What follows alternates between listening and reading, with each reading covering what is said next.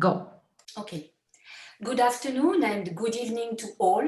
Welcome to this webinar organized by the Emerging Multinational Research Network, which is a network of business schools from Cornell University, Universidad de los Andes in Colombia, Tec de Monterrey, Mexico, Université de São Paulo in Brasilia, and Universidad de San Andrés in Argentina. And all these universities have, among other things, a particular interest on emerging markets. I am Anne Miru, Faculty Fellow at the Emerging Market Institute, we call it EMI, at Cornell's University L.C. Johnson College of Business. And I also want to introduce Lourdes Casanova, who is the director of EMI at Cornell. She's also one of the founders of the Emerging Multinational Research Network. Together, we will moderate the present webinar on the future of business school post-COVID-19. Now, we are all living in this time of pandemics, and well, this has brought in our daily lives a drastic and sudden disruption. And in that respect, perhaps one of the most dramatic shifts that we have seen has been the move of education to a virtual setting. Well, it's true that we have seen over recent years an increasing development of online courses. But overall, the traditional model, which is face-to-face learning, remained, and it remained predominant. However, in the past few months, prompted by the need for social distancing, higher education has become completely virtual. So now we want to share or to discuss with the deans of the five universities I mentioned, what are the implications of such a transformation, first from an educational point of view, but also from an economic and perhaps business model point of view. And so what can COVID-19 teach us that could help strengthen our education systems? And we are going to look at these questions by focusing more specifically on business school and business education, actually, since we are very fortunate to have today with us the deans of five of the most important business schools in the America, namely Veneta Andonova from University de los Andes in Colombia, Gustavo Guignoni, who is from the University of San Andrés in Argentina, Ignacio de la Vega from EGADE Business School from Tecnológico de Monterrey, Kevin Hallock from L.C. Johnson College of Business, and Moacir de Oliveira Jr. from Universidad de São Paulo. And I want really very sincerely, on behalf of the network, thank you all very much for taking the time to join us today. Now, for participants, the format of today's webinars will be as follows. First, each of the five panelists will speak for about 8 minutes. When they have concluded speaking, Lourdes Casanova will take over. She will open the question and answer session that she will moderate. And you can ask questions through YouTube also. Now, without further ado, and because the topic is quite important and we have such distinguished speaker, we will begin. I will introduce our first speaker, Veneta Andonova, who joins us from Bogota. Veneta is the Dean of the School of Management at Universidad de los Andes in Colombia.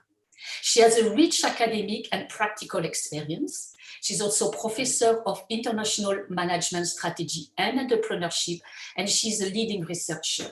She has held research and teaching positions in a variety of countries, Mexico, Colombia, but also Bulgaria, Spain, the UK, and the United States. Her latest books include Multilateral Strategies for Internationalization, that was published in 2017, and most recently in 2018, Entrepreneurial Ecosystems in Unexpected Places, examining the success factors of regional entrepreneurships. Veneta, you have the floor. Thank you very much, Anne. I'd like to thank everybody who made this virtual meeting possible. I think this conversation is very much needed, and I have prepared a short presentation. I'm aware that I have 8 minutes, and this is how I planned my very short presentation. I'm sharing my screen, and I would like to start with presenting the theme of this webinar, the future of business schools post-COVID-19. And I would like to start with a detail which might seem to be a minor detail, but I think it's a pretty important one. For our school, we are not a business school, and we don't think of ourselves as a business school only. We see ourselves as a school of management. So I have prepared 2 slides to share with you, and I'm going to answer 2 questions. On my first slide, I will start with the mission of Universidad de los Andes School of Management, and will argue about how I see the mission-related consequences of the current situation for who we are and what we are expected to do. And I have another slide on the immediate operational challenges, and I have 5 kind of broad areas in which I think we need a conversation, and that I would like to offer to my colleagues in this panel. So let me start with the mission of our school, and it is to educate and train leaders through the appropriation and generation of knowledge, and for the innovative and sustainable development of organizations. So here we are talking about leadership, about innovation, and about sustainable development. And I think that in the post-COVID world, these 3 will be in very high demand, even more so than in the world that we used to know. And this is how I think about the situation and the purpose of business schools and schools of management. I think in the post-COVID environment, we all have asked ourselves questions about why countries such as Taiwan or China are doing so well in managing the global pandemic in their own boundaries, while other countries such as Spain or Italy or the US are struggling to a great extent with the situation. I think there are many reasons, and there are multiple ways of thinking about the whys. But I believe that these questions will inevitably raise a very important and fundamental discussion about the role of the state and about the balance between the public and the private sectors in general. And I believe that in emerging countries, such as Colombia, this discussion will be particularly important. Why? Because the public sphere will be expected to do much more than it was expected to do, but there are probably not enough resources or processes that can support such high expectations. And in this debate between what we would expect from the public and the private spheres to accomplish for the societal well-being, I believe there will be a window of opportunity for the private sector to step up and take on some of the functions. And it will not be something new, because in Colombia in particular, a country with a long history of civil war in the past, basically the private sector was in charge of some public services in areas where the state was had very little presence. And this, I think, is an opportunity for business schools and management schools to frame the debate. I think we have a very key mission there to basically form the leaders that will be part of this debate, and from the public side and the private side to take it responsibly, because there are great opportunities, but I envisage very great challenges in balancing and reaching that new balance between the public and the private sphere. My second point from this kind of mission and purpose-driven view that I'm offering here is that certainly the quarantine and the way governments are managing the situation has been mostly, I mean, in Colombia in particular, mostly very well accepted and celebrated. But of course, after 2 months, there are voices that are questioning the priorities. And there is an urgent social need to do something about the most vulnerable.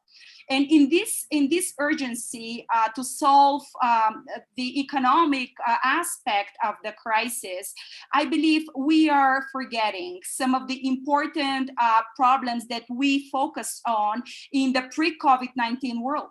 And I'd like to remind everybody that in this pre-COVID-19 world, one of the most important challenges on which we were debating were the issues of sustainability and how we interact with the natural systems.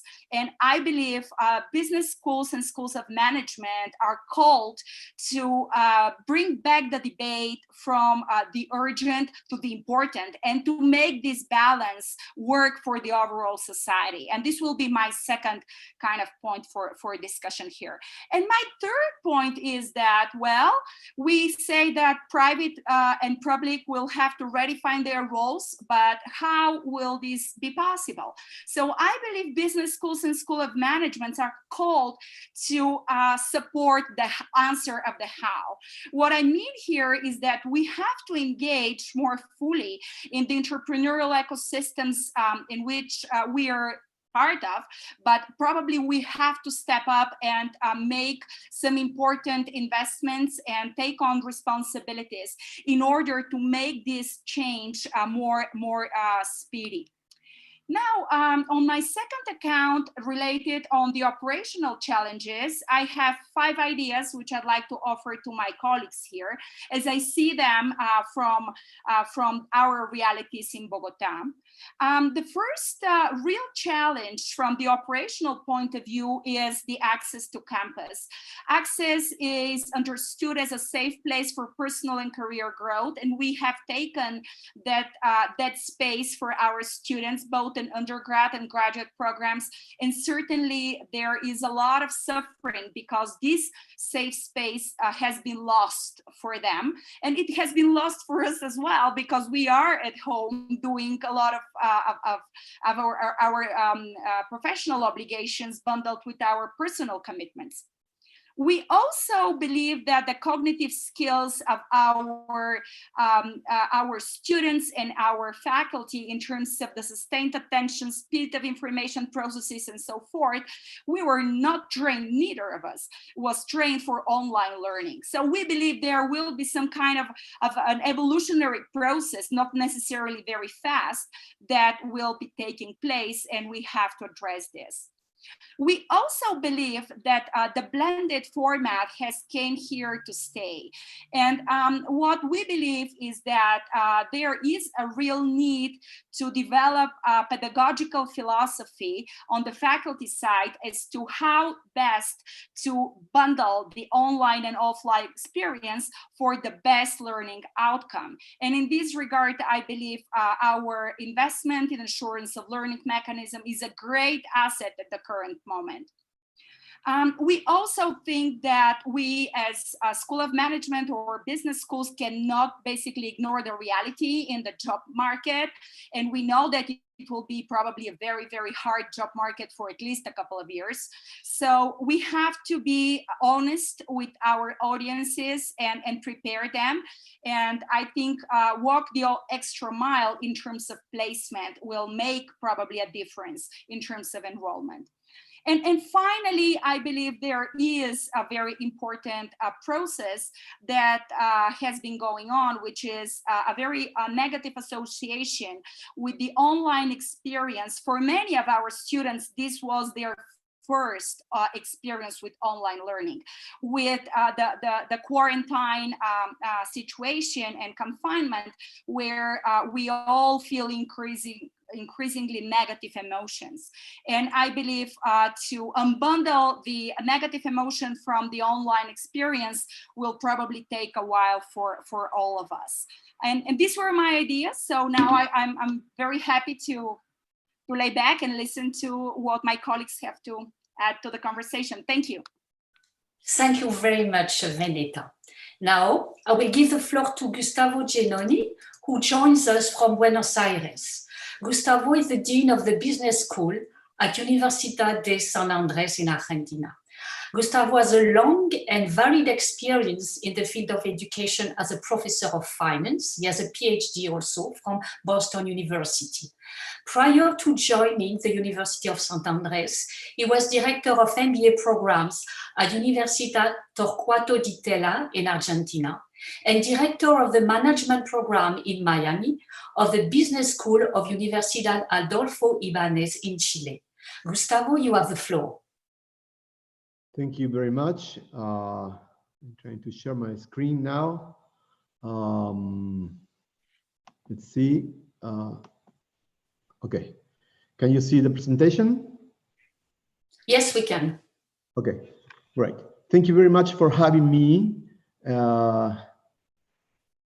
So this is my first online presentation. So I'm gonna ask you for some credit because I mean it's my first time. So I'm gonna talk about basically the industry, what is going on in the industry. I have more questions than answers. So the first issue I see with the pandemic in terms of our industry is digital acceleration. This is something that it's not new for us. Digitalization of education has been going on for about 15 years now. I assembled my first online course 15 years ago. It was an asynchronic course, and right now things are fully online. But the first thing I want to share is having a very broad historic perspective. Previously, knowledge was in the hands of the church, and books were handwritten, and the ownership of knowledge was private, and only aristocrats had access to knowledge. Then the printer came, and then knowledge was democratized. And I think the digitalization has a further impact on this, because once you record something, a concept, an idea in a video, it is there with zero marginal production cost thereafter. I mean, it's all fixed costs. You do it once, and then it's there forever. And if several schools do that, the one that is going to live forever in the networks is going to be the best one. So what's the case of writing, again, the best Harvard case or the best video on some topic? There is no point.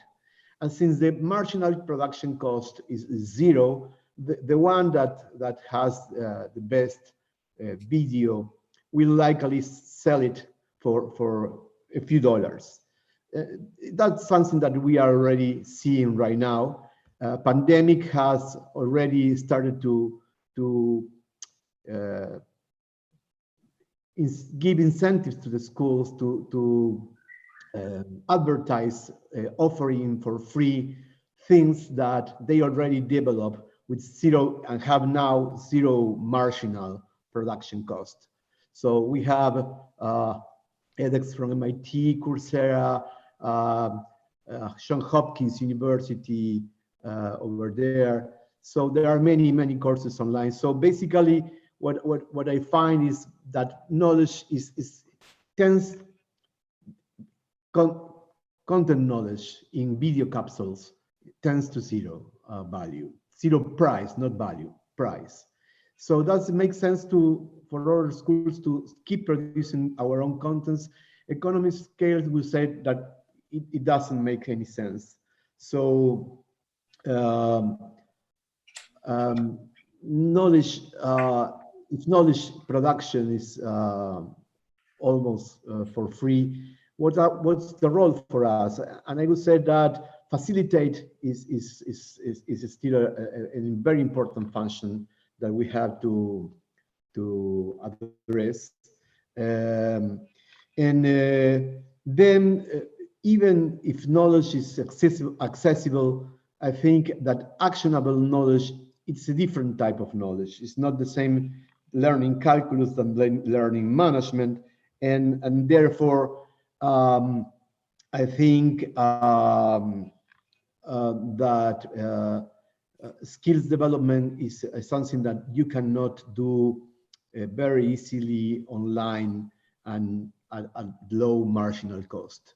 The other thing is knowledge is asymmetric. You can give knowledge, but the quality is uncertain for the one that is receiving it.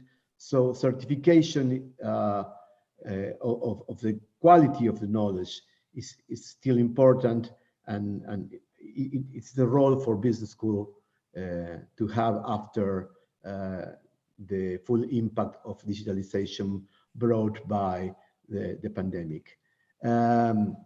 Then it remains. We have to these questions. What do we teach now? What do research and what we do?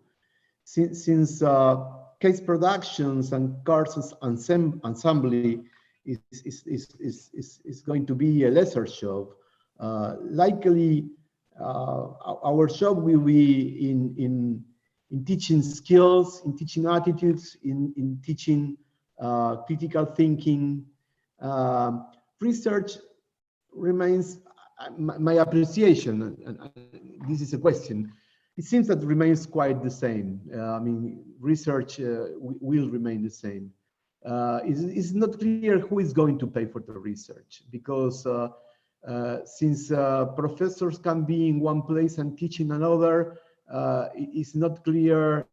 Hult University is a clear example of a university with bright professors that do excellent research somewhere else. And Hult University doesn't have to pay for that research. It's some other university. And professors go around teaching part-time and researching in some other university. So it seems that the research is going to be located at some universities, and the teaching can be located somewhere else. And then it remains the question of what else we do. And since there is a long depth of business school of having more relevance and more impact, perhaps it's time for us to start to think executive education in terms of interventions. More likely start to compete from the business school with the consulting business, likely. Who do we teach? We are used to teach to managers that work for stockholders. This social crisis, I think, makes evident that private versus public sector, the divisions, as Benetta said before, are going to get blurry. And we have to start to think more in terms of stakeholders and teach our students to position themselves in the stakeholder place. So not only as mere agents of stockholders. Likely that's also will force us to think in reaching higher spectrum of students. How do we teach when, okay, there are going to be different models? Likely there are those that are going to produce the knowledge, and then there are others that are going to use it. Part of the teaching is going to be asynchronic, and part of the teaching is going to be synchronic. I think blending is here to stay. I was against online teaching. I thought always that presential teaching had a lot of value and still has it, but I discovered by force that there is no point in keeping lecturing the long-standing monologue can be done much better through videos. So blending is likely to be a model that for everybody. The extent of blending, how much synchronic, how much asynchronous is a problem of industrial organization and strategy. Where do we teach? Okay, we are here from all countries around, and it is clear that the extent of the reach of universities is going to go beyond borders, and that brings some regulatory issues. And then why do we teach is something that is all going to be reviewed, since technology is extending the reach of consulting firms and private companies in terms of knowledge. We are going to start to compete with business schools that are not in universities, business schools that are private firms, consulting business, things like Singularity. We are already competing in terms of executive education, but executive education is advancing over degree and undergraduate levels. I don't know if I'm short of time already. I think I'm on time. It's okay? So thank you. Okay, very good. Yes, thank you very much for keeping on time. That's really, really good. And now I will basically give the floor to Ignacio, but a few words about Ignacio, who is now the Dean, Ignacio de la Vega, who is the Dean of EGADE Business School at Tecnológico de Monterrey. And he joins us actually also from Monterrey, Mexico. His career as an educator spanned about 3 decades, both in the public and the private sectors. Prior to joining EGADE, Ignacio had, among other things, served as the learning officer for the global bank BBVA from Spain, and then as CEO of Global Babson at Babson College, where he developed a number of programs and research projects focusing in particular on entrepreneurship. He has worked in Spain, in a number of countries, also in Latin America, and also in the Middle East. I also would like to mention in this particular case today that in February, the Academy of International Business selected Ignacio as the winner of its 2020 International Educator of the Year Award. Ignacio, the floor is yours. Well, thank you very much, Anne. Jolie, thank you for the introduction, and pleasure to be here today with such a wonderful group of colleagues. And of course, to talk about education post, pre-COVID, and from our barrier in Mexico at EGADE Business School at Tecnológico de Monterrey. How are we seeing things? What are we doing? And how are we going along and evolving and creating and designing the future for our institution after COVID, or in the midst of COVID, or even pre-COVID. So let me start telling you a few things. Since March 12th, Tec de Monterrey declared to move to what we call flexible digital model. And I was looking at the chat, and some participants mentioned it is not the same to move into an online program than to move into a remote program, which absolutely is right. March 12th, we did declare as Tecnológico de Monterrey moving some 90,000 students to something between a remote and an online program. And that was part of our responsibility, of course, to save lives in our communities, our students, our families, our faculty. At the EGADE Business School, 12 hours after that, we were able to move into an online format, not remote. Because in the last 3 years, we've been taking some decisions that help us when COVID did show up in our lives. At the undergraduate business school, for example, we took 1 week to move into something between remote and online. And that was about continuing the education of 90,000 people in our community. We did a few more things in these last couple of months that we've been already managing this flexible digital model that has been evolving. And as universities, we don't only have the responsibility of teaching and educating our students, but also supporting our communities. Tecnológico de Monterrey is a quite complex organization. We do have hospitals and we do have a health system. It's called Tech Salud. So from day one, we move into supporting the public health system that in Mexico, by the way, might happen in most of the Latin economies, is not that strong. And helping them also to sort of research, understand, move, and take decisions to support the population under these pandemics. And we also launched a strong social support campaign. Beneta, our colleagues in Chile, in Argentina might have a slightly different situation, but this is Latin America.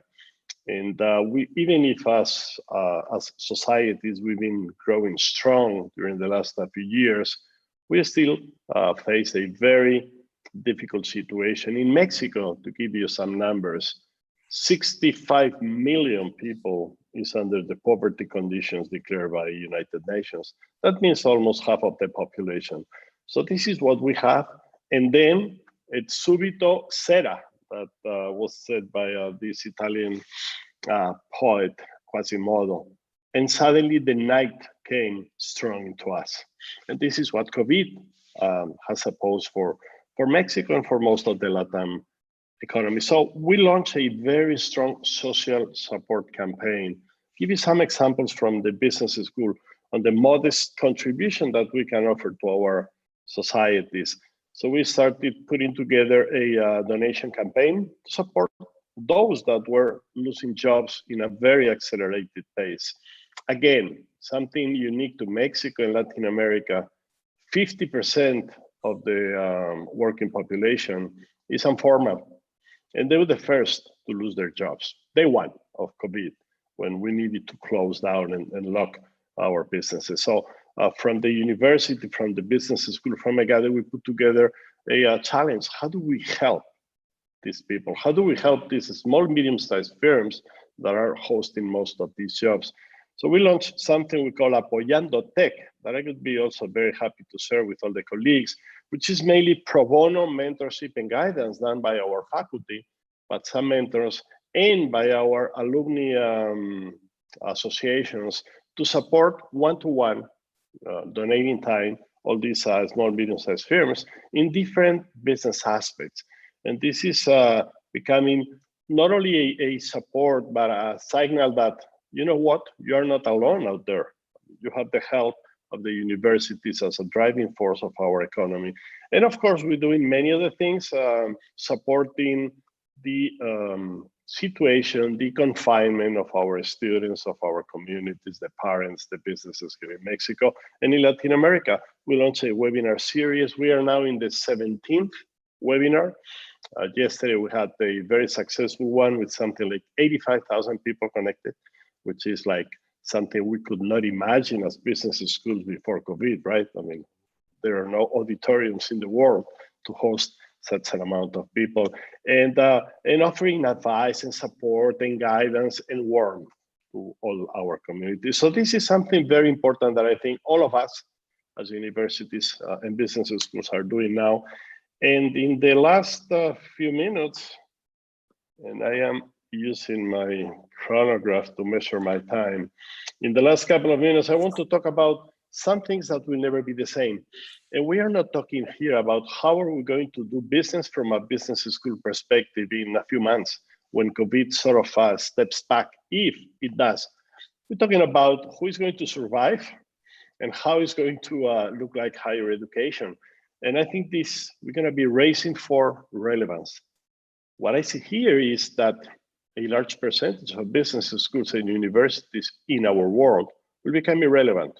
Unfortunately, those that are in second and third tiers in the respective regions, unless they do something to prevent it, we need to redefine the role of higher education. This thing about online, we launched a few online programs in the last 3 years. We were sort of prepared. I mean, no one was prepared for COVID and for this situation. But this is not an anecdote. This is here to stay and to redefine the way we do education. We're going to see lots of different large investments into here. Technology companies getting into the education field. Next big thing will be something like a Netflix of education. We've seen a few examples out there, the masterclass, the outlier, the power MBA in the Latin world. What is our role here? Do we want to step in or not? Definitely our educational models have been changing in the last few years. And more we need to be strong in sort of defining this equilibrium between skills and knowledge.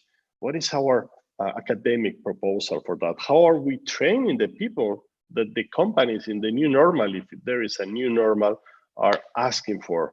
And we are way behind that as universities. And finally, we need to think on opportunities coming out of COVID, stronger as societies. And what is going to be the purpose of business schools? What is going to be the role of organizations, of businesses after COVID? And what is our posture on this? So this is what I wanted to share. I'm on time. Thank you, and looking forward to questions. Thanks, guys. Thank you very much. Thank you very much, Ignacio. And by the way, also thank you already to all for all these interesting issues and thoughts. We already have a comments of appreciation on YouTube. I will now give the floor to Kevin Hallock, with the Dean of Cornell, S.C. Johnson College of Business. And Kevin joins us from Ithaca, upstate New York. Kevin has a very rich experience in education, both as a practitioner, professor and researcher, but also as a manager of educational institution.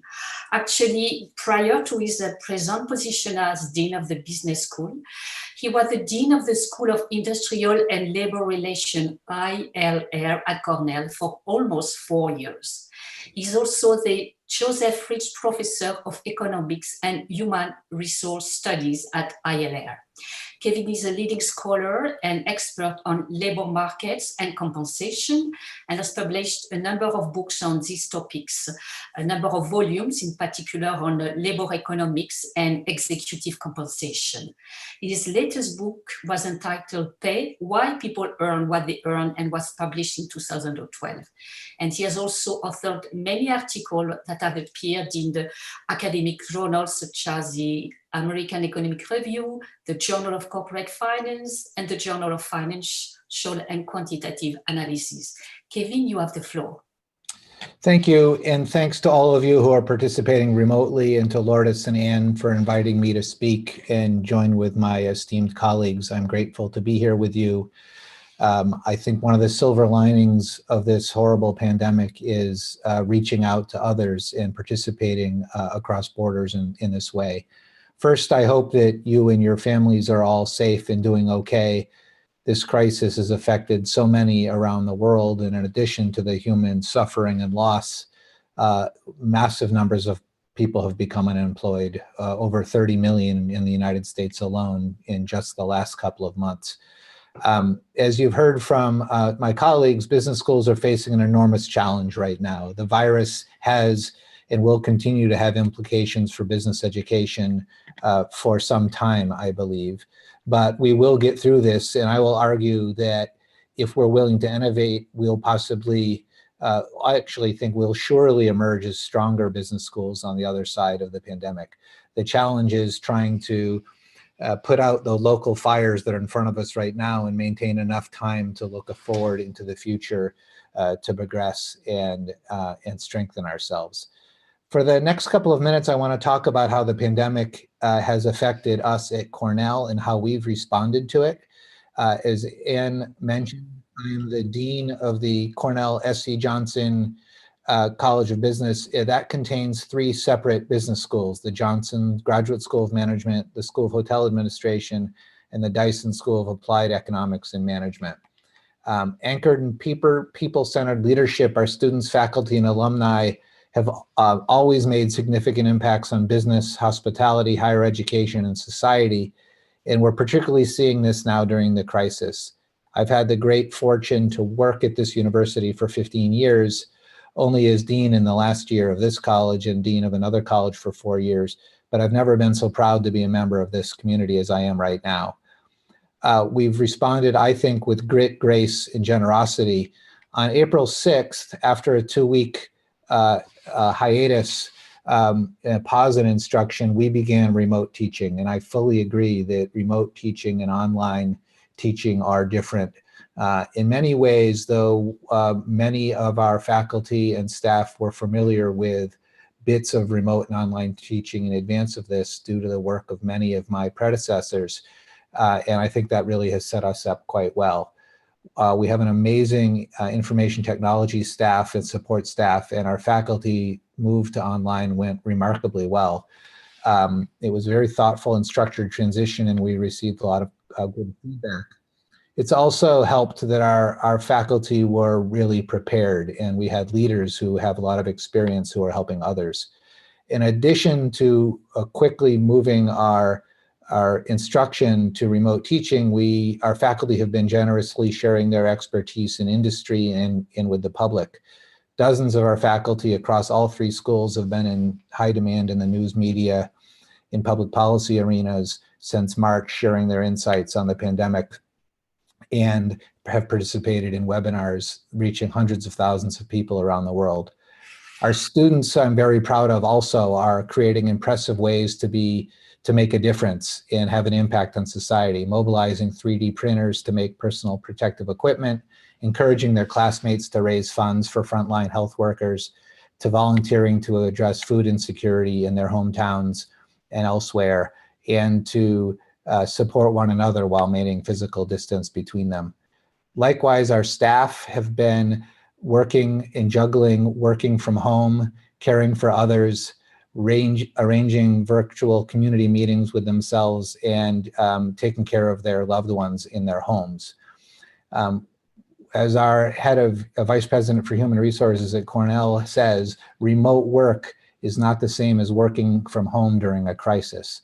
And so this quick switch for workers all around the globe to working from home, for those who have the luxury of being able to do so, has not come without its own challenges, and ones that I think we in business schools can help think about going forward. Our alumni and friends of the college have also led in their communities and industries, as have other fellow Cornellians. They're donating food from their restaurants to local communities, creating apps to help people make decisions about where to direct their response, offering jobs or projects to our students, guest lecturing in our classes via Zoom or other technology, and providing financial aid for our economically vulnerable students, and giving counsel to those who are facing an increasingly challenging job market. So needless to say, I'm very proud to be part of this college and this remarkable institution. Our university and our college has a history of innovation and technology that set us up for this. This certainly contributed to our smooth transition. We have something called eCornell, which was a private organization outside of the university that was brought into the university on January 1st of this year, which was quite prescient. That program has 1,800 certificate courses on a wide variety of business topics. Many of these are certificate programs or online training programs for people in firms, but some are included in online master's programs that the university is already producing. During the 2-week pause between our face-to-face instruction in March and when we moved to our remote instruction, eCornell opened up its courses to our college's students, professional students and graduate students, and 500 of those students participated in one eCornell course or another during that time. And most recently, we've used something called the Keynotes platform for webinars navigating the virus. These have addressed topics from the hospitality industry that, of course, has experienced enormous loss, the global supply chain, to learning about strategies in a changing world, and have featured many of our alumni and faculty.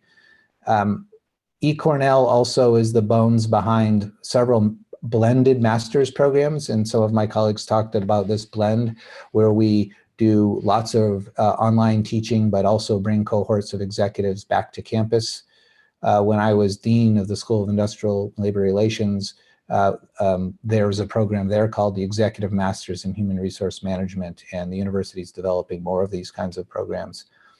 The College of Business has also been very involved in technology. We have a program called the Executive MBA in the Americas program, which is a one-of-a-kind program that has interactive video conferencing instruction in select cities in North and South America. So students are in cohorts, whether they may be in Toronto or Los Angeles or Chicago or New York, but are participating mostly online, but with their cohort, their group in their city. It's offered in partnership with Queen's University, and classes occur on the weekends for 17 months. And the diversity of professional backgrounds in the program and geography makes for a really enriching learning environment. We also have something called the Sabanci Bridge, a recent gift from Demir Sabanci, which is an immersive integrated telepresence connection between New York City and Ithaca. So we're sitting in classrooms with a cohort of students in New York and in Ithaca, and it's as if we're all in the same room. Of course, we can be in neither of those rooms right now, given the orders in our state, but soon when we open, we'll be using that again.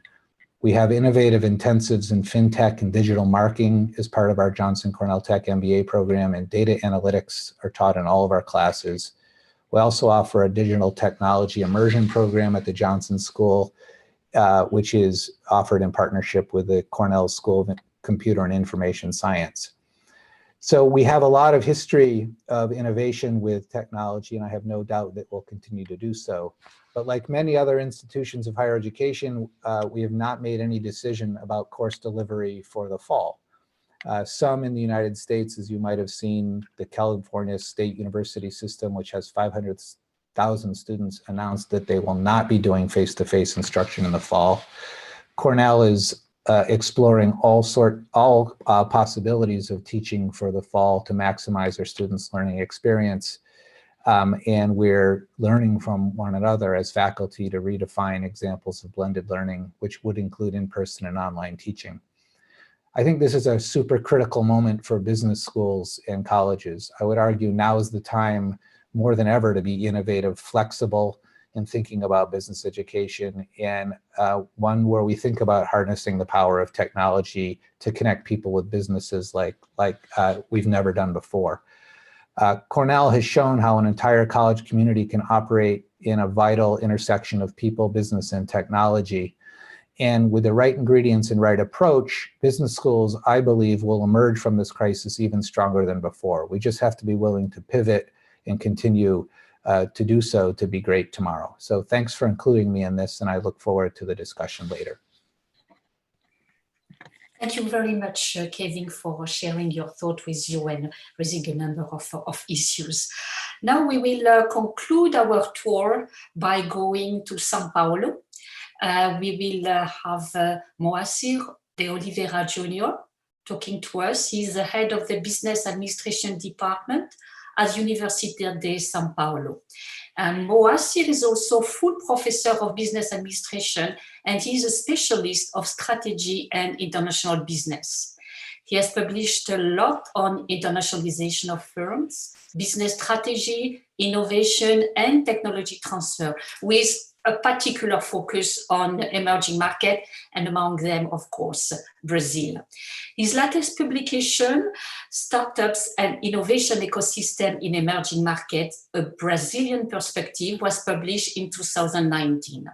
Among his many functions, Moacir is also the director for Latin America of GLORAD, Center for Global R&D and Innovation, and the chief editor of the Innovation and Management Review.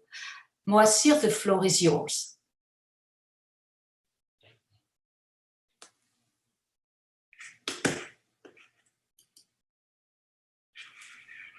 We need to, your mic.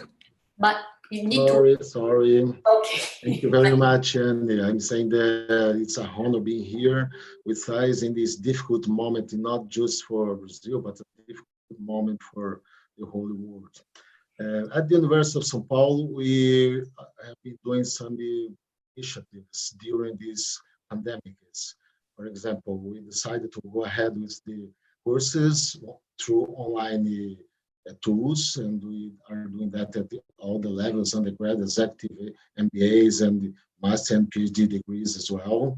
Additionally, we created a COVID bulletin on business, and we are launching that in a wiki, weekly perspective. And we have partnerships with Fudan University from Beijing that is giving us some nice insights on the Chinese experience, Victoria University from New Zealand, and some other European and American universities as well. So it's a bulletin that is being useful for policymakers. Additionally, we also work on supporting government and companies to go through this situation. I myself am involved in 2 projects with the state of São Paulo government. But our presentation, our discussion today is about the post-COVID. So I want to share with you some, I prepared just one slide in order to organize my ideas. And I think that we are facing times of uncertainty at this moment. It's not clear for anyone when we're going to find a vaccine, when the pandemic is going to be over. And even the business perspective, the economic recovery is not that clear. Some people say they were going to have a quick recovery in a V shape. Some think they are going to have a uncertainty recovery in an L shape and this kind of stuff. But as Annie said before, I'm a professor of strategy, innovation, international business. And I have my bias when I think about the drivers for research, teaching, and university-industry partnership post-COVID-19.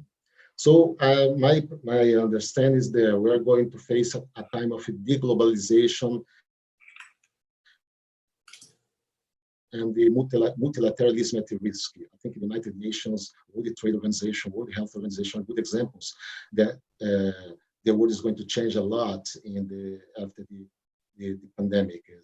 I think that the trade war that we started before the pandemic is going to be even worse after that. Trade war, United States, China, with a big consequence for not just for China, there is the main target of the globalization, but also for the emerging markets. I'm not sure if it's going to be good for everyone, bad for everyone, but I'm absolutely sure that globalization is very good for emerging markets, and how this situation is going to change. Another aspect that is going to be important, in my opinion, for research, teaching, and this invest-industry relationship is the so-called, somebody calling contactless economy. As far as we don't know how long we are going to live with the coronavirus, I think we're going to have an increase on online education. I think it's not just online teaching, it's online research, online partnerships, and this kind and everything. Digital business, for example, in Brazil, the digital retailing had an increase of around 200% last month. Telemedicine, new formats for restaurants and services, music lives are booming in Brazil, and the people are earning a lot of money in this way as well. Another issue that is quite important, in my opinion, is already important, but given the discussion around the source of the coronavirus, we're going to have an increased attention on sustainability issues, but not just on the side of the risks, but also on the side of the opportunities related to bioeconomy, social biodiversity, and Brazil and South America has an important part of the territory in the Amazon forest. So I think there are a lot of opportunities under scrutiny at this moment, and I think we're going to discuss about that a lot in the times after the pandemic is. And at the end, perhaps it's not good saying this way, but after every crisis, we see the winners. If we remember the 2008, 2009 economic crisis, it was a time that were created the firms or startups like Waze, Airbnb, WhatsApp, Dropbox, Pinterest, and many others unicorns. So I think this is a good time to try to understand what will be the winners of the pandemic. It's what I'm calling the winners, the startups and the corporations with the right technologies and competence to deal with the contactless economy, with the sustainability issues, to be in the right place in this under the situation of the globalization. The globalization is going to have to imply a lot of changes in the organization of the global value chains as well. I think the countries are intended to reduce the risk of depending large portions of China or India or sometimes from depending on Brazil, for example, in the food industry, this kind of stuff. So I think we are going to learn a lot about the competence and technologies that will be critical in the future with these pandemic winners, like I'm calling them. I want to to finish my presentation talking about the role of state. We at the University of São Paulo, we are a state-owned university. But despite of that, we are doing well. We can say that we are top ranked at all levels, undergrad, master degrees, PhD degrees, etc. But there is a lot of discussion about the role of state after that. It's not clear if we're going to have a reinforcement of the role of the state, or if the state, as we discussed nowadays, is under risk as well. And that's it. This is my contribution for the debate. Thank you. Thank you very much, Moacir. I think there is already quite a lot of questions, so I'm going to pass it on to Lourdes, who is going to end under the Q&A session. Thank you very much. Very interesting for all of us. Definitely, we are in the business schools. We are in the business of business education. I've been thinking, so how far, how close we are on this one. For instance, when you were saying, Ignacio, about this wonderful initiative of the business school of the tech supporting small and medium-sized companies, I just got a call from a group of Cornell Tech students at Cornell who are doing exactly the same. So I think this pandemic has been very difficult, but at the same time, I think has brought in many occasions wonderful initiatives, somehow also the best of us. So all of us trying to help, trying to make possible that to go through this one and to emerge as a stronger and prepared for this new situation. Also, when Gustavo was saying that basically knowledge is a commodity. We as faculty are so used to, we have the last word, we are the owners of the knowledge of this particular field, and more we find ourselves in classrooms where students know more than us, and how do we manage to make the class like an excellent learning opportunity for all. We have many questions, and some of the questions have to do with, so thank you all for the very interesting debates that are going on online. Thank you, Jennifer, that you are bringing the debate at YouTube here in the Zoom chat. And also I wanted to acknowledge the presence of Xavier Mendoza, former Dean of ESADE, one of the best business schools in Spain and in Europe, and with a world, very important world programs. And I would have liked to have you, I don't know if maybe it's possible to bring this experience. I know that for security reasons, the YouTube link and the Zoom link are different, but I was wondering if we could bring him live so that he also shares the experience of European-based business schools. How is the situation over there? That would be very interesting. So there are many questions related to, in this new world that we will be living, which type of skills will faculty need, and also which type of educational experience, and what do we need to teach, how content needs to change. Moacir pointed out to the fact that For instance, now we are going to experience deglobalization. So even the content that we teach in business schools will need to change. So content-wise, so the content and the how is it going to change? So skills and also how the transformation is going to take place in the short term and in the long term. In relation to that, very also a number of questions related to the fact, what is going to be the purpose of business schools? So who wants to start?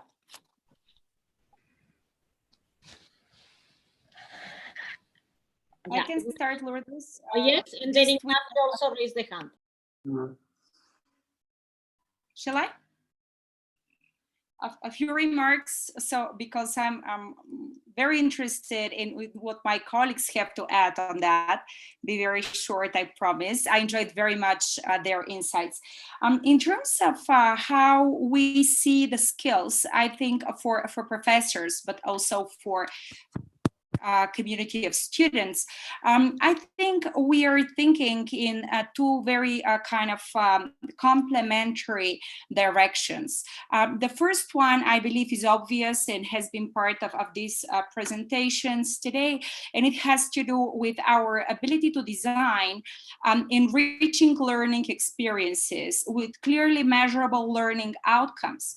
And I believe that providing information on a video is not the same as transferring a skill to a student, being it online or on campus. And I believe that there is a very important difference and journey that we have as community of educators, we have to close. And I believe some of us are a bit more along the way towards closing the gap than others.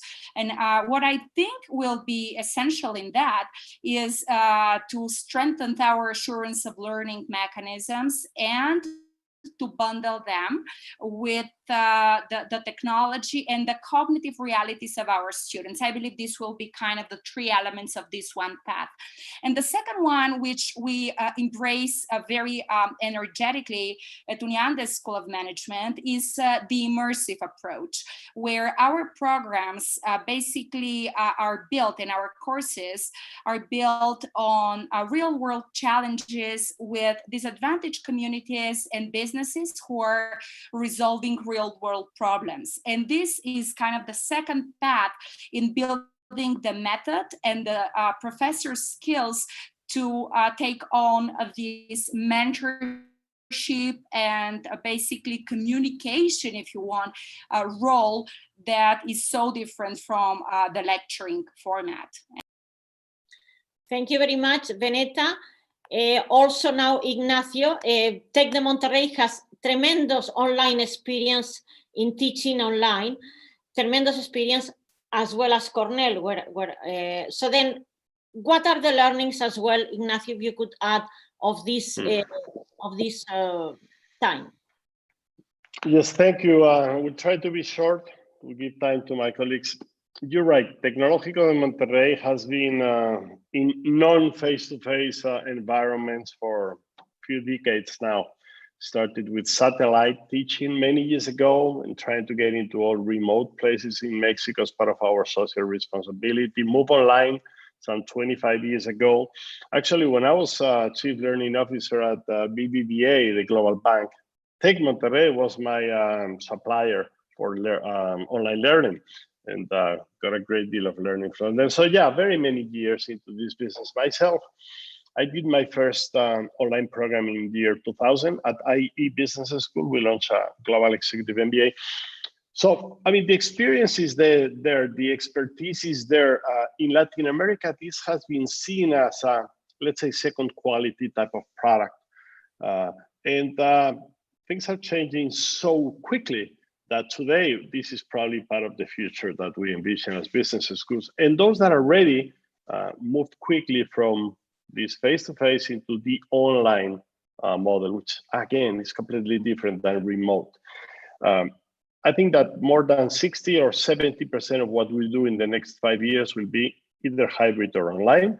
And those that are prepared will have an opportunity to jump into there. And finally, talking about skills, you mentioned, how do we sort of envision this equilibrium, this balance between skill-based and knowledge-based training at business schools? We've been moving into that direction in the last 10 years, very, I think, decisively. And of course, today you need to have a great, solid financial background and knowledge, but you won't be hired by Bloomberg unless you have some power skills strongly developed. So how do we balance both into business schools? One final quick comment on what you said: we need to update our knowledge. Of course, this is what we do as faculty. This is what we've been doing as educators in the last, 500 years. Today, the difference is that the exponential speed of change make us as faculty need to recycle and upskill every day. So these are my takeaways. Thank you, Lourdes. Lourdes, may I contribute? I think the word for us is impact. At the University of São Paulo, we are really interested in the impact of the business schools and the real life of the organizations. When I say organization, I'm talking about public organizations, corporations, startups, NGOs, and so on.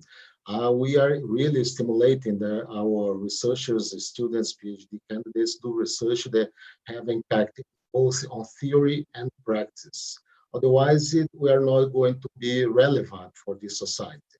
And in doing that, it's important that we understand the trends, and not just understanding the trends. We are supposed to be creating the trends or giving the trends for the corporations on how they should deal with the challenges ahead. When they come to the University of São Paulo and they ask for support, it's because they hope and they believe that we can help them in these tough times. So the role of the business school is to have to be relevant for the business world, for the society, creating and offering ways to overcome the challenges they are facing during the pandemics and after the pandemics as well. So the impact in the real doing research, teaching, and the university industry partnerships that are relevant and they have a positive impact is our role as business schools, in my opinion. Lourdes, so I think that the virus hasn't necessarily causally changed the way business schools are going in any particular way, but it's exacerbated or sped things up in many ways. And I think the online instruction is just an example of that. There are people who would be who were unwilling to think about online instruction and have been forced into remote learning really quickly and realize the power and the benefits of it really quickly. I think issues, typically you ask a dean of a business school something about, about what would we be teaching, and we think about finance and accounting and marketing and management and operations, but those weren't the things that came to my mind when you asked that. I was thinking about analytics, logic and strategic thinking, and agility. This is an example. Think about the hotel industry for an example. When we've had other recessionary shocks or financial crises around the world, large diversified hotel chains might have felt some impact in one region of the world. Maybe it's in Europe or Latin America or Asia, but they're diversified elsewhere. I don't think many hotel chains were probably expecting or preparing for a recession with a 10% fall in their revenue, but few, I will imagine, were expecting a global recession and an 80% drop in revenue within a month. And I hope that doesn't mean that people will just become incredibly risk averse as a result of this. But I just think we need to help students train to be able to respond really quickly to things. Thank you very much. I believe all schools that are, and again, many questions around that, all universities, schools that are present in this webinar, so Cornell is an Ivy League, Tec de Monterrey, traditionally, and even now, of course, has been the educational choice of the elites of Mexico, the same being Uniandino or Universidad del San Andrés in Argentina, and needless to say, University of Sao Paulo, that is the best university in the whole Latin America, with very difficult to enter. So you say I'm from USP means you are part of this best of the best of the country. So how are we going to maintain the brand that has taken us so far, the premium that in all the private universities students have to pay? How are we going to keep this brand, this elitist type of association that goes with being a Cornelian, an Uniandino, or Gustavo, please, and Ignacio? Yes. And I'm going to bridge between the two questions, the former one and this one. So we are a small school, very dedicated to personalized education.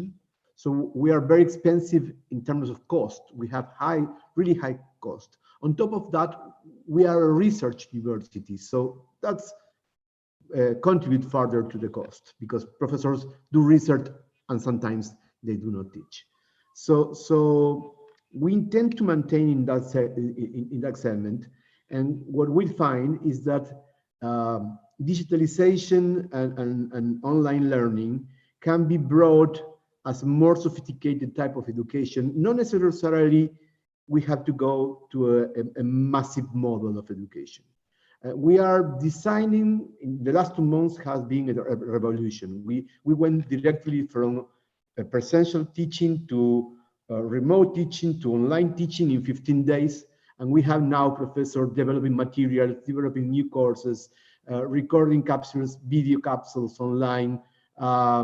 So we are doing the transition, and our courses are much more sophisticated. We are moving out from the typical classroom, all the conferences and the lecturing, and that leaves us more time to personalize further the education. So we are not going to go for the massive model, the MOOC course. We are going to use the digital components of the online teaching to gain time in class time and personal one-to-one time with the students to further personalize the teaching. Also, we are starting to develop new platforms to develop skills. We find that leadership skills person to person are different than leadership skills online. So there have been people researching on that for 20 years, and there have been very little transmission from the theory to the practice. And we just hired a bunch of researchers, professors in neuroscience. They are helping us to build a collaborative learning platform for our students to play games and run simulations to develop these interpersonal skills at digital level, which has some difference with the personal level, because interfaces do matter in the relation with the persons.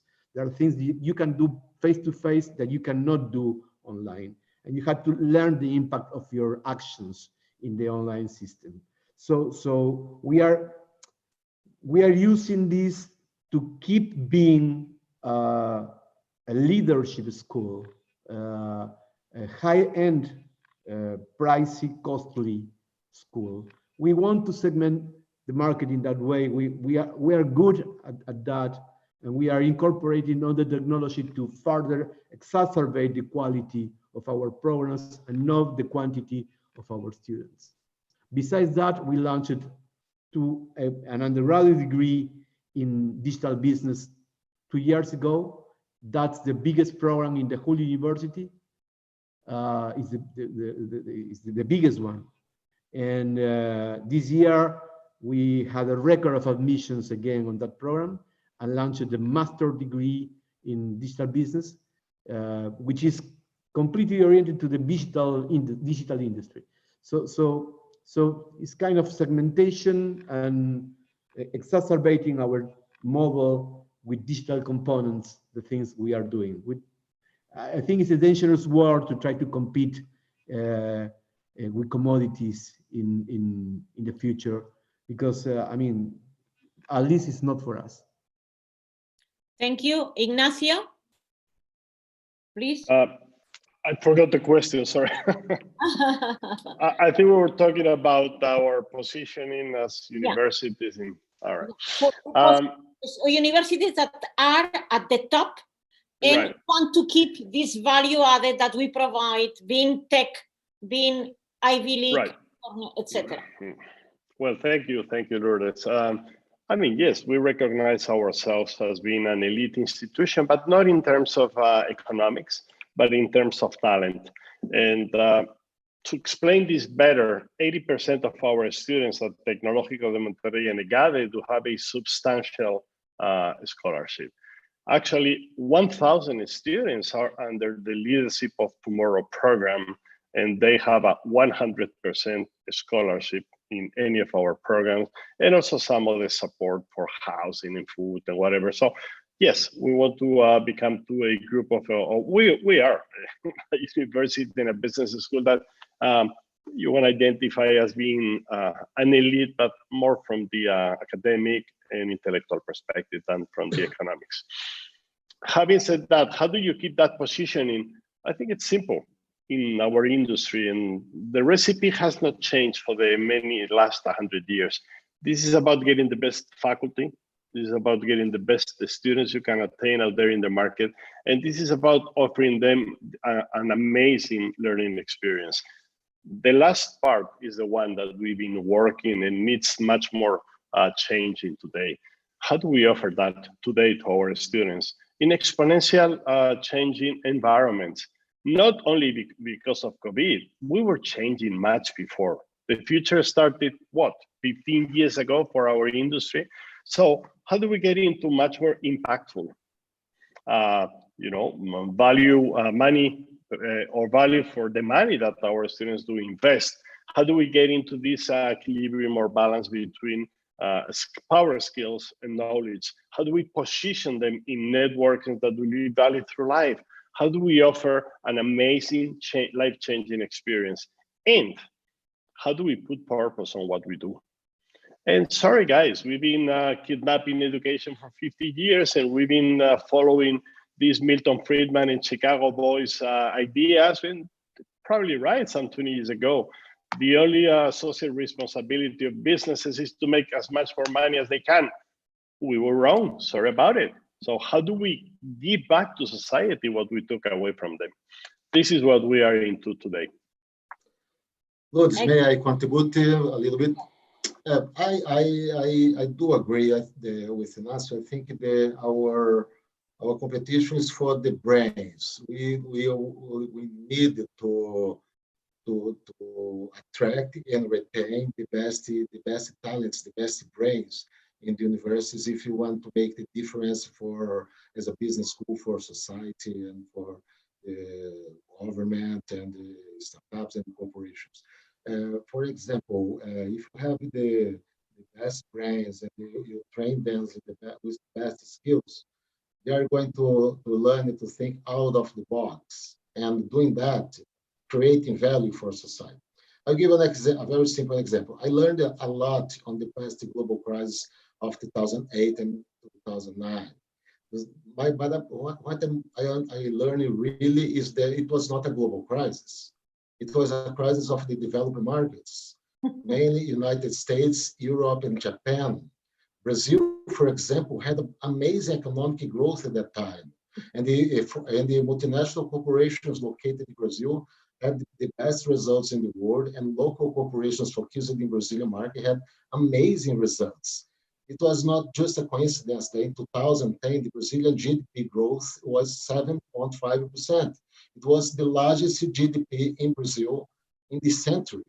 It was just after the so-called global economic crisis. And how do we do value? Showing the people there is not a global economic crisis.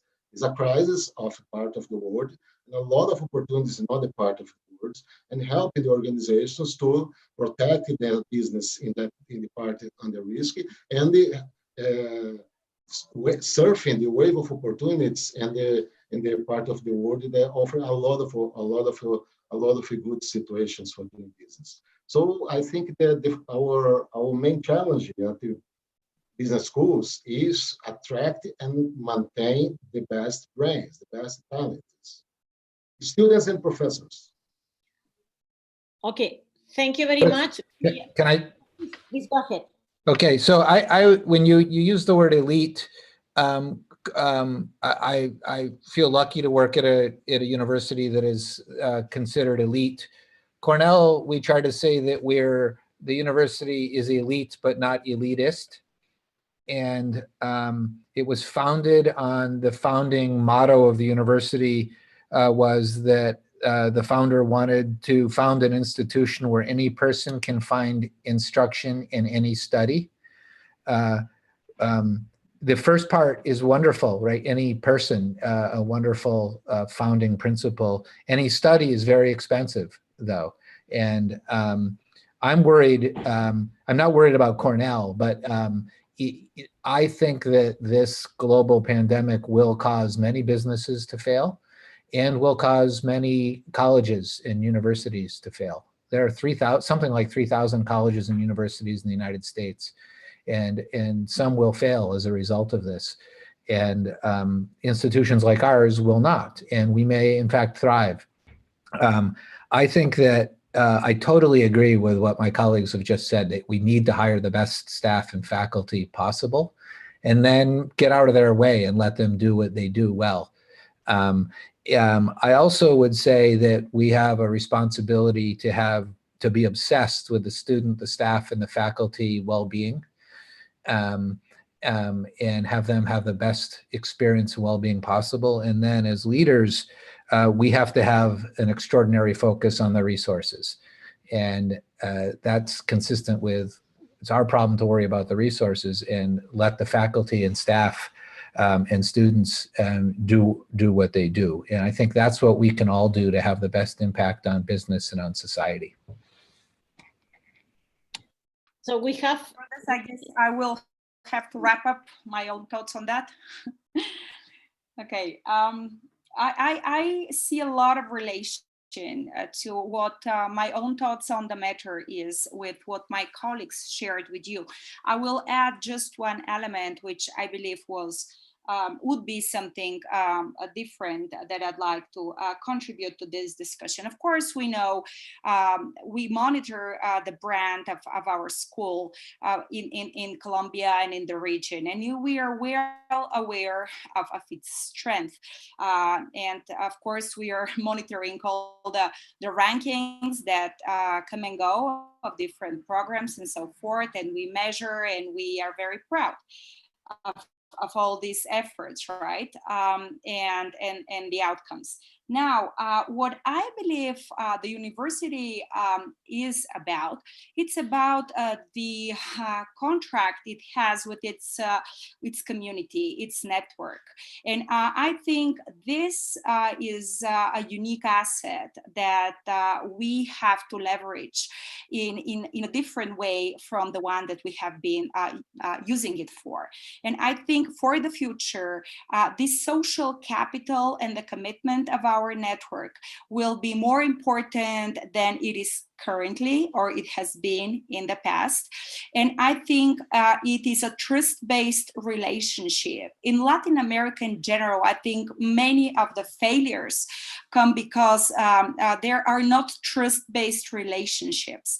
And there is a lot of social mobility because these trust-based relationships do not have an opportunity to flourish away from, certain social clubs or schools and so forth.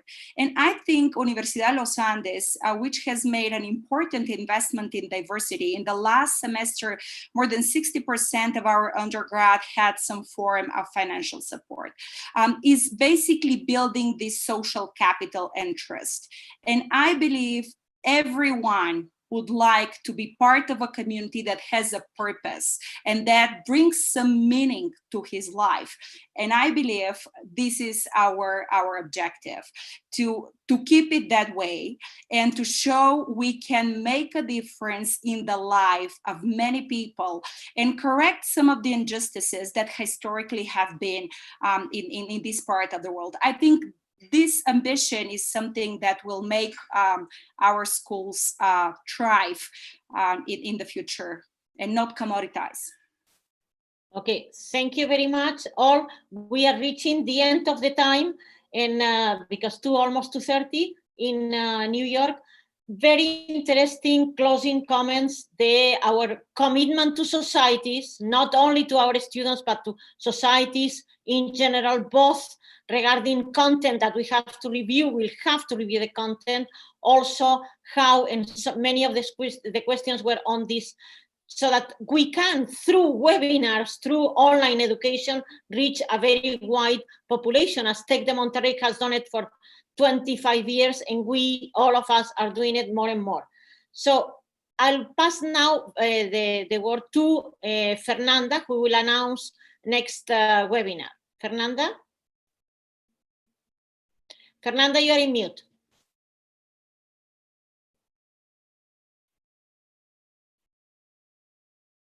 Thank you. So great discussion today. And the next webinar will be on May 29th. We will have the title for this webinar, Shaping Our Post-COVID Future.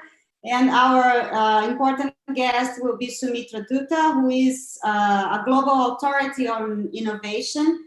And he's a professor of management and former founding dean of the SC Johnson College at Cornell University, and also co-editor and author of the Global Innovation Index. And myself and Moacir Miranda, we are working in 2 invitations here in Brazil of Patricia Elling.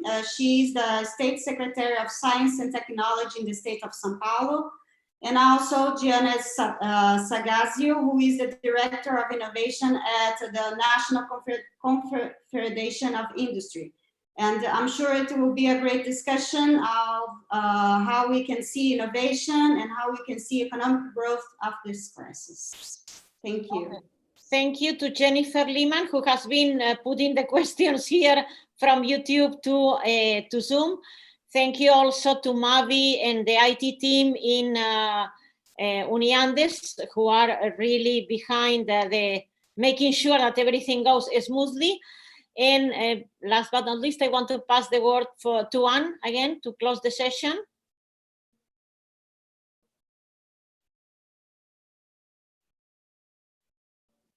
Unmute? Okay, he was not unmuting.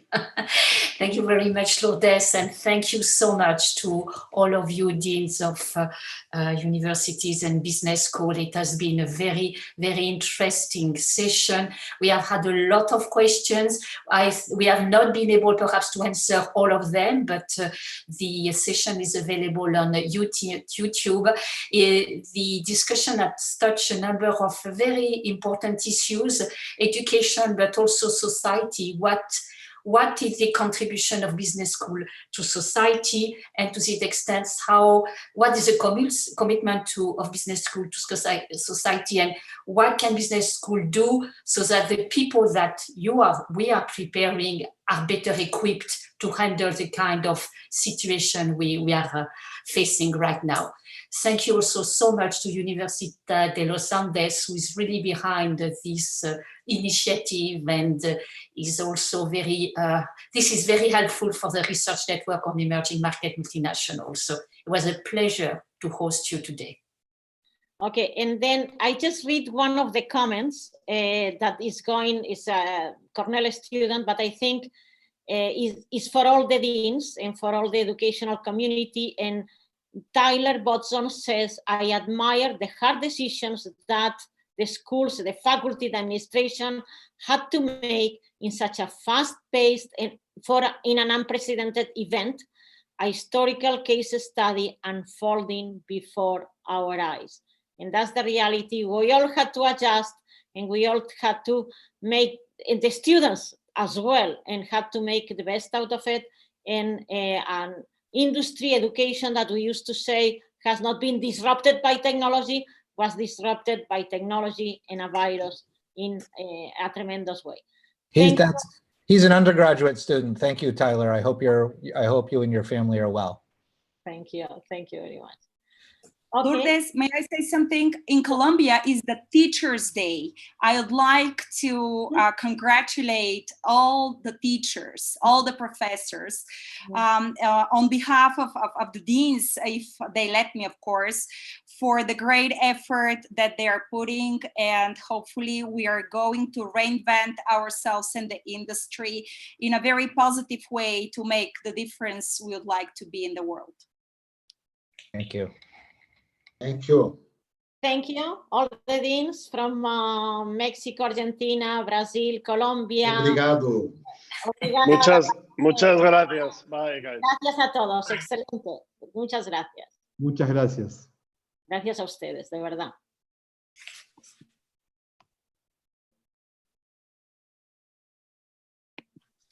Ok. Mavi, ¿has desconectado?